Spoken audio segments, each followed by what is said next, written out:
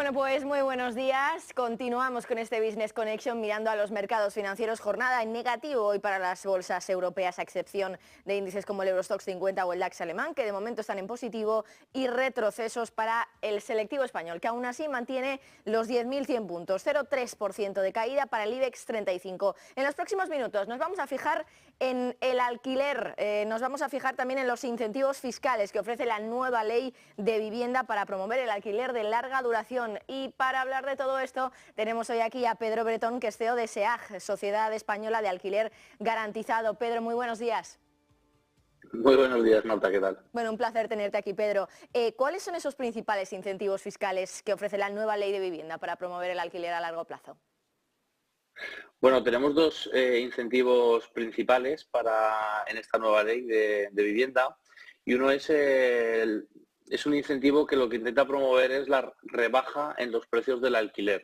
Con esto tenemos una bonificación, una reducción en el IRPF de hasta el 90% del beneficio obtenido por un alquiler de larga duración, siempre y cuando se formalice un contrato a partir de enero del 2024 por un precio inferior en un 5% a lo que se venía alquilando el año pasado, ¿no? Entonces, aquí entendemos que si estoy alquilando mi piso y obtengo una renta de unos 10.000 euros al año, le descontaremos lo que son todos los gastos inherentes del alquiler, y el resultado, esos 7.000 euros, por ejemplo, si tenemos 10.000 euros de ingresos, 3.000 euros de gastos, 7.000 de beneficio, pues solamente vamos a pagar impuestos sobre estos, en este caso, el 10%, dado que tenemos una reducción del 90%. Entonces, bueno, es una iniciativa buena. Sí que es necesario haber tenido el alquiler en alquiler del piso en 2023. Luego tenemos otra bonificación de hasta el 70%, que sigue la misma lógica, de hasta el 70% cuando es un contrato de alquiler nuevo para menores de 35 años, es decir, desde 18 hasta 35 años, y siempre, en ambos casos, los inmuebles tienen que estar en zonas tensionadas, ¿vale? Entonces, en principio, estos dos serían los más relevantes y que podrían, bueno, ayudar a alquilar inmuebles a menores de 35 años, y otro, pues bueno, a conseguir rebajas de precios en las zonas tensionadas. Pedro, ¿cómo afectan los beneficios fiscales a los propietarios que optan por alquilar sus propiedades a largo plazo en comparación con el alquiler a corto plazo?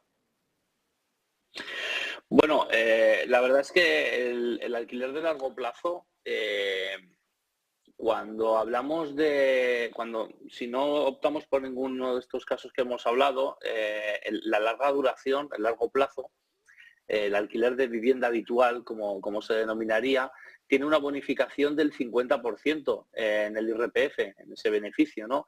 Entonces, cuando hablamos de un contrato temporal, esa bonificación desaparece. Es decir, no existe ninguna bonificación para los contratos de corto plazo o contratos temporales. Por lo tanto, al final, si sumamos esto y que al final tener un contrato temporal nos implica que no vamos a tener el inmueble alquilado durante largo plazo y vamos a perder posiblemente meses de alquiler, vamos a perder rentabilidad por ambos lados, ¿no? ¿Existen diferencias significativas en los beneficios fiscales entre el alquiler de principales viviendas y el alquiler de propiedades destinadas a uso turístico bajo la nueva legislación? Bueno, pues el alquiler de uso turístico, partimos de la base de que solamente se puede utilizar cuando tenemos una licencia de uso turístico, por lo tanto no se puede utilizar en ningún caso más. Y nos pasa algo como el contrato de alquiler temporal, es decir, no hay bonificaciones fiscales para el alquiler turístico. Es decir, solamente obtendremos bonificaciones fiscales cuando hacemos contratos de alquiler para vivienda habitual. Más cuestiones. ¿Qué requisitos deben cumplir tanto los propietarios como los inquilinos para poder acceder a esos beneficios fiscales en el alquiler de larga duración? Bueno, pues el principal requisito es que los inmuebles tienen que estar en zonas tensionadas. Cuando hablamos, por ejemplo, de la bonificación, que es la más importante, la del 90%, un requisito también necesario es que el arrendador tiene que ser persona física. Cuando el arrendador es una empresa, tiene otro tipo de bonificaciones y no se acogería a esta reducción de IRPF del 90%.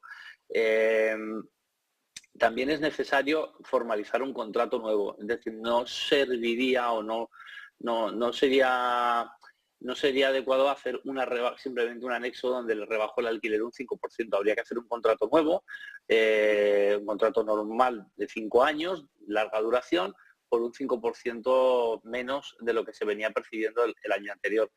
Hay un requisito también, y es que, claro, como nos basamos en el alquiler del año anterior, ¿qué sucede cuando una persona quiere poner su piso en alquiler, pero no lo tuvo alquilado el año pasado? En este caso no se puede acoger a estas deducciones y terminaría con la reducción base, que es del 50% en el IRPF. Para la otra bonificación, en la reducción de IRPF del 70%, bueno, pues al final es lo mismo, es zona tensionada, propietarios, persona física, y que el inquilino tenga entre 18 y 35 años. Básicamente con estas premisas sería suficiente. Último, ¿cómo se espera que esos incentivos fiscales impacten en el mercado del alquiler a largo plazo y también en la disponibilidad de viviendas para alquilar en el futuro cercano? Bueno, pues una cosa es lo que se espera y otra cosa es lo que se va a conseguir, ¿no? O sea, lo que se espera al final, yo entiendo que lo que se pretende es poder facilitar el acceso a menores de 35 años, que son los que ahora mismo pues tienen más dificultad a lo mejor para emanciparse, para poder conseguir una vivienda por su cuenta, y el otro objetivo es bajar los precios de los alquileres a través de estas bonificaciones que hemos hablado. Pero otra cosa es lo que se va a conseguir. Yo creo que al final hemos dejado fuera a una parte muy importante, tanto de la oferta como de la demanda. Es decir, ¿qué es lo que sucede con las empresas que quieren alquilar sus inmuebles? Hemos visto cómo aquí no ha habido mejoras fiscales, en algunos casos incluso han empeorado un poco. Para todo aquel propietario que quiera alquilar su vivienda y no la ha tenido alquilada anteriormente, pues el año pasado, por ejemplo, había bonificaciones del 60% de IRPF y este año esta bonificación ha bajado del 60 al 50. Entonces, bueno, hay veces que es como, me da la sensación como que, o nos da la sensación como que queremos taparnos la cabeza y nos destapamos los pies, ¿no? Dejamos fuera a una parte muy importante del sector. Creemos que es importante que si lo que se pretende es conseguir mayor oferta para que los inquilinos o que la demanda tenga más posibilidad de poder acceder a una vivienda y además acceder a una vivienda más económica, es necesario que también nos olvidemos un poco de si el arrendador es una empresa, si es una persona física, si es un pequeño ahorrador, si es una pequeña empresa patrimonial familiar.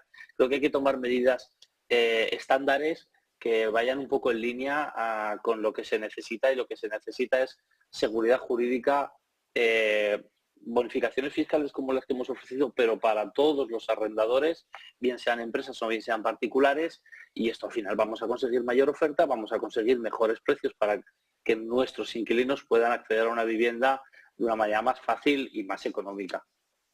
Pues Pedro Bretón, CEO de SEAG, Sociedad Española de Alquiler Garantizado. Ha sido un placer contar contigo y que nos expliques un poquito más en detalle esos incentivos fiscales. Gracias, Pedro. Muchas gracias, como siempre. Un saludo. Bueno, y nosotros miramos ahora